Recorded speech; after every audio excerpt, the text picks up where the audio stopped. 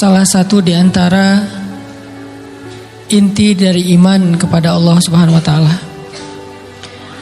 Bisa dibilang hampir semua cabang iman itu intinya adalah sabar.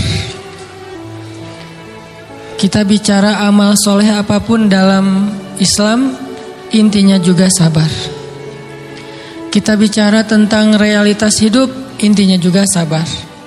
Dan bahkan kalau kita bicara tentang apa jalan untuk masuk ke surga, banyak.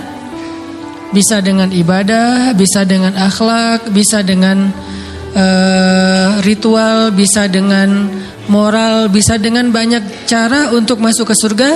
Tapi semua cara itu intinya sama, sabar. Makanya ketika para ulama membahas bab sabar, maka mereka mengatakan bab sabar ini seperti saudara kembarnya bab iman, bab ikhlas. Ikhlas, sabar. Ini dua saudara kembar. Sehingga kalau kita bicara tentang Islam, kita pasti bicara tentang dua hal ini. Pertama ikhlas, kemudian sabar. Ikhlas dan sabar ini nanti menjadi modal kita untuk istiqomah sampai akhir hayat kita. Maka pada malam ini kita akan ngomongin tentang masalah sabar. Walaupun ini bukan tema baru, bukan materi yang saya pikir baru pertama kita dengar, tapi saya yakin semua kita tetap harus belajar tentang sabar. Karena walaupun 1000 kali kita dengar tentang bab sabar, toh pada kenyataannya kita kadang kalau mau jujur kepada diri kita sendiri, kayaknya kita belum menjadi orang yang penyabar. Syarat menjadi orang yang penyabar bukan sering mendengar wawasan tentang sabar. Baru disebut orang yang penyabar bukan gara-gara dia tahu ayat dan hadis-hadis sabar. Orang yang penyabar itu adalah orang yang sering ngalamin ujian dan dia bisa lewatin ujian-ujian itu, baru disebut penyabar. Walaupun kadang dia nggak tahu ayatnya, walaupun dia nggak hafal hadisnya, walaupun dia nggak tahu wawasan dan ceramah dengan materi tentang sabar, tapi bisa jadi dia lebih penyabar daripada kita yang duduk dalam majelis ilmu tentang bab sabar. Makanya kita butuh terus untuk belajar sabar, di-refresh lagi dengan kajian-kajian kayak gini. Mudah-mudahan dengan sifat sabar kita akan mendapatkan banyak kebaikan dari Allah Subhanahu wa taala. Teman-teman yang dirahmati Allah Subhanahu wa taala, di ayat kedua surat Al-Ankabut Allah menyampaikan sebuah sindiran. Allah nyindir dengan bahasa, emangnya manusia pikir Allah akan biarin aja mereka mengatakan kami telah beriman, sementara mereka tidak diuji. Ini Allah lagi menyindir orang-orang yang selama ini berputus asa setelah beriman, berputus asa setelah berhijrah, berputus asa dan mengeluh setelah bertaubat. Allah lagi nyindir mereka nih. Seolah-olah Allah bilang, kenapa setelah kalian beriman malah kalian masih berkeluh kesah? Kenapa kalian setelah bertaubat malah menjadi ragu kepada Allah?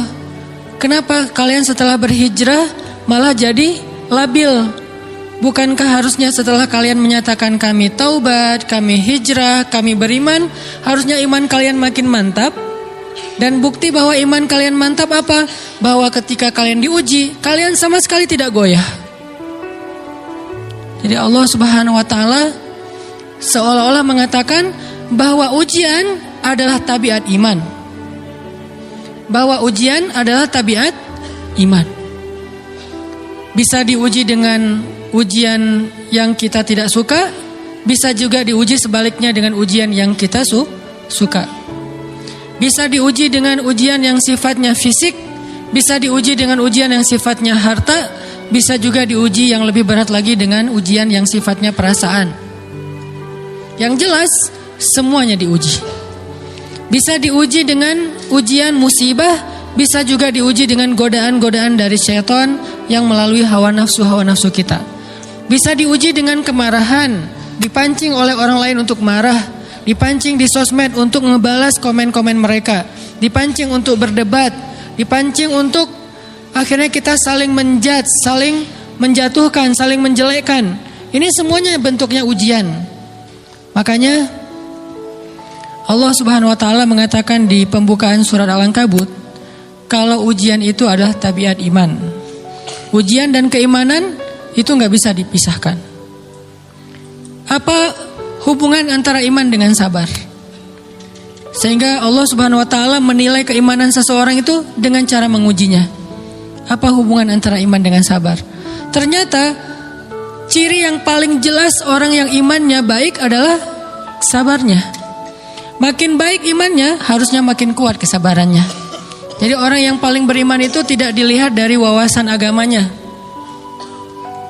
Itu lebih kepada orang yang berwawasan luas, yang ilmunya banyak, tapi belum tentu orang yang wawasannya luas adalah orang yang paling baik imannya, belum tentu. Bukankah iblis itu wawasannya luas? Dia mengerti banyak hal yang bahkan kita nggak ngerti. Iblis ngerti tentang dunia di langit. Iblis mengerti tentang alam yang ada di surga, alam yang ada di akhirat. Iblis tahu, bahkan udah masuk surga. Jadi ilmu iblis lebih banyak daripada kita sekarang. Tapi kenapa iblis malah tidak sebanding antara ilmunya, wawasannya dengan ketakwaan dan kesolehannya?